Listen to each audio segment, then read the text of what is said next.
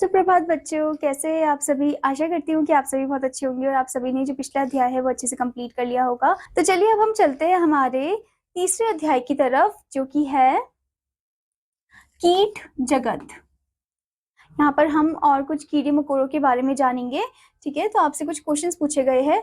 सहायता कक्ष की सहायता से निम्नलिखित प्रश्नों के उत्तर लिखिए। आपको हेल्प बॉक्स या उसकी मदद से आपको आंसर लिखना है।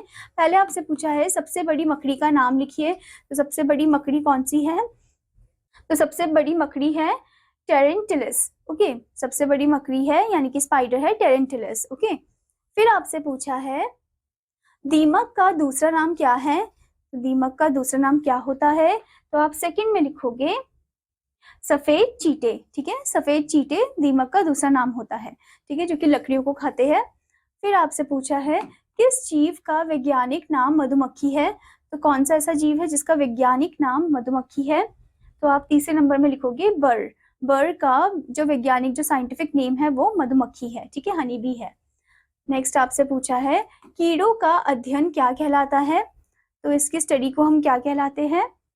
हम बोलते हैं कीट विज्ञान। ठीक है, फिर आपसे पूछा है सबसे खतरनाक प्रवासी कीड़े कौन से होते हैं? तो कौन से सबसे खतरनाक कीड़े होते हैं? तो आप पांचवें नंबर में लिखोगे लोकस्ट। ठीक है, जो कि पूरे क्रॉप का नुकसान कर देते हैं, उसको पूरा खा जाते हैं। ठीक है, फिर आपसे पूछा है कौन हमले से बचने के लिए नकल करने लगता है? तो कौन है जो ऐसे नकल करता है? तो आप 6 नंबर में लिखोगे मक्खी। ठीक है, मक्खी जो है वो नकल करने लग जाती है हमले से बचने के लिए। फिर आपसे पूछा है कौन अपनी लंबाई से 100 गुना अधिक ऊंचा कूद सकता है? तो आप 7वें नंबर में लिखोगे पिशु। पिशु जो है वो अपनी लंबाई से 100 गुना अधिक कूदता है।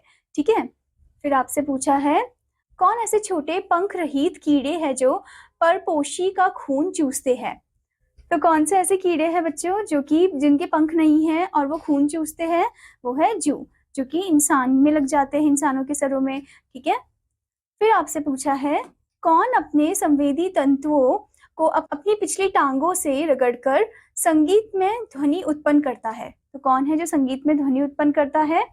तो आप 9वें नंबर में लिखोगे टिड्डा। टिड्डा जो है वो संगीत में ध्वनि उत्पन्न करता है। ठीक है, फिर आपसे पूछा है कौन सी ऐसी एक मकड़ी है जो अपने शरीर से जुड़े हुए बुलबुलों के द्वारा सांस लेती है? तो कौन सी ऐसी मकड़ी है वो? तो आप 10वें नंबर में लिखोगे जलिया मकड़ी। ठीक है, जो बुलबुलों के द्वारा सांस लेती है। ठीक है बच्चों, आपको यहाँ पर इनके फोटोज, इनके इमेजेस भी दे रखे हैं। ठीक है, यहाँ पर आप देख सकते हो, आपको मकड़ी दे रखी है इधर। ठीक है, लोकस भी आपको दे रखा है। ओके, तो बच्चों यहाँ पर आपको एक पॉइंट दिया गया है। क्या आप जानते हैं टिड्डे एवं झिंगूर के सुनने के अंग पैरों में पाए जाते हैं? तो कहाँ से वो सुनते हैं? वो सुनते हैं पैरों से। ठीक है, आशा करती हूँ बच्चों कि आपको यह अध्याय अच्छे समझ में आया होगा। तो आपका होमवर्क है कि आपको इसको अच्छे से लिखना है, अच्छे से याद करना है। अब मैं आपको मिलूंगी अगले अध्याय में, तब तक के लिए धन्यवाद बच्चों।